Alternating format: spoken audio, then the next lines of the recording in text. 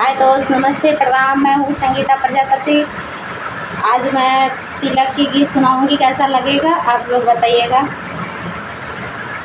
अमवा महुआ के झूमे डरिया है जी, अमवा महुआ के झूमे डरिया, तानी ताके ना तिल करू हमरे भैया ओरिया, तानी ताकी ना तिल करू हमरे भैया ओरिया, कैसे के ताकी तोरे भैया ओरिया है जी, कैसे के ताकी तोहरे भैया ओरिया, हमर दीदी राखेली तीन जातिया, हमर दीदी राखेली तीन जातिया, एगो हिंदू एगो मुस्लिम पठान जातिया है जी, एगो हिंदू एगो मुस्लिम पठान जातिया, हमर दीदी राखेली तीन जातिया,